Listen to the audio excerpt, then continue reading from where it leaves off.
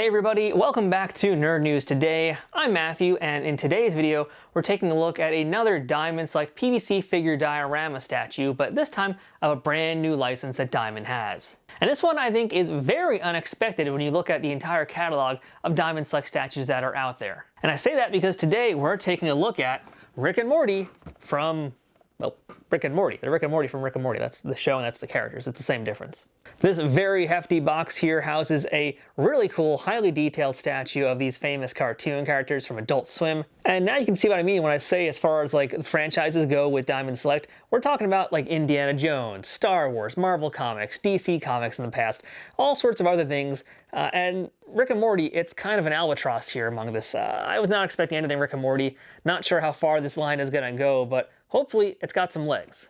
Or in this case, perhaps it has some tentacles. There we go. More Rick and Morty jokes. Let's do this. So real quick before we take this out of the box, let's talk about this packaging here. And it's like all the Diamond Select statues we've seen on this channel in the past. We've got a great big window on the front that lets you see exactly into the box and what you're going to get. And we've also got windows on the left side and the right side. And rounding out the usual packaging, we also have that handy dandy Diamond Select sunroof on the top. Now, as far as the design itself of the box, that's kind of cool because we have this like big old portal here, and that's essentially making it look like the box itself is the portal. That's kind of a fun choice. I appreciate that. You know, quite often with these Diamond boxes, the designs can be meh. Either they don't really do anything, it's just a flat color and that's really it. But occasionally they do a little bit something extra with it, and it feels like for 2024, they're putting in a little bit more work into the packaging this year to make it just a little bit more exciting to look at. The back of the box has a huge image of this very huge statue. We've got a great big photo of Rick and Morty and the creature that they're dealing with in statue form. And we also have the most sterilized description of what Rick and Morty is. You know, typically the Diamond statues have like a very short paragraph about what the heck's going on with the statue and trying to introduce the characters to folks who don't know. In the case of Rick and Morty, there is two very tiny sentences. I'm going to read it for you right now. Rick is a mad scientist who drags his grandson Morty on crazy sci-fi adventures. Their escapades often have potentially harmful consequences for their family. That's it, the end, that's the bio, that's all you're getting. That's like the most harmless version of a way to describe Rick and Morty that I've ever heard. It works, it's accurate, but it's just like, man, I don't even know, but whatever, hey, they can't all be winners, right? But most importantly, the packaging lets us know who made this statue, and this was designed by Joe Allard and sculpted by Kaysen Bernard.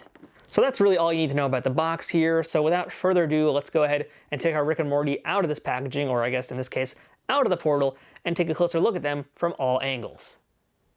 Somewhere on some unknown distant planet is where our Rick and Morty statues are currently.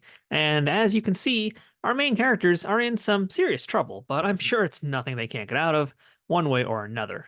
The mad scientist and his grandson are in the grip of some slimy tentacled monster who's wrapped its tendrils around each of them.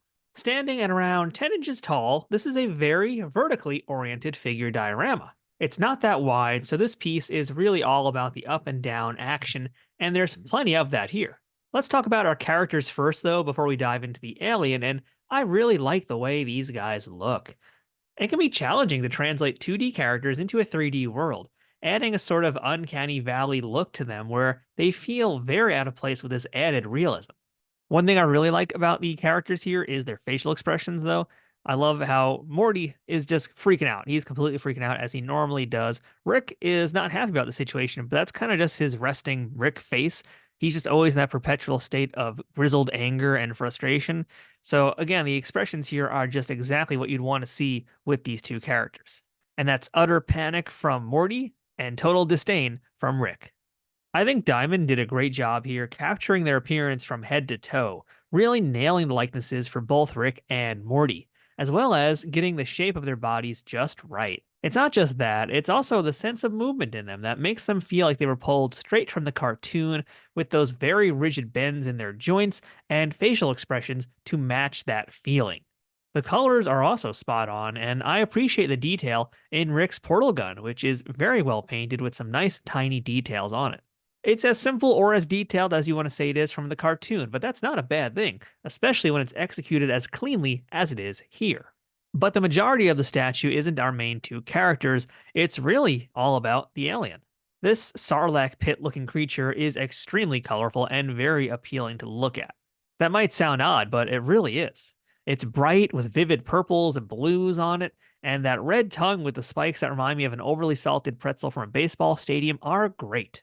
The creature and the tendrils do a lot to direct your eye around the piece too, since the base itself is just very circular, but everything happening in the piece is tall and vertical. And yeah, there's that word again, vertical, but that's where the storytelling in this piece is. Your eye goes up and down to follow the action, and the way Rick and Morty are positioned helps send the viewer back down the base to keep this action going for as long as you want. It makes for a riveting thing to look at with a statue. Now, this is one of the more expensive diamond-select PVC pieces right now, coming in at an MSRP of around 70 to 75 bucks, sometimes less, sometimes more, depending on where you're going to get it from. That's because it's just quite heavy and very tall with a lot going on. But if you were to buy a resin statue of these guys, it would be more than double the price. So I don't have any problems with the cost. It's a great statue that fans of the series will love, and it'll make for a great centerpiece, even if you're nothing more than a casual watcher of the animated series. Speaking of, if you want to pick up this statue for yourself, check out our affiliate links in the description below. If you pick up the statue using any of those links or any other items, it helps this YouTube channel at no extra cost to you. So that's our look at the Diamond Select Rick and Morty PVC figure diorama statue. I'm Matthew, this has been Nerd News Today. Thanks for watching, and we will see you next time.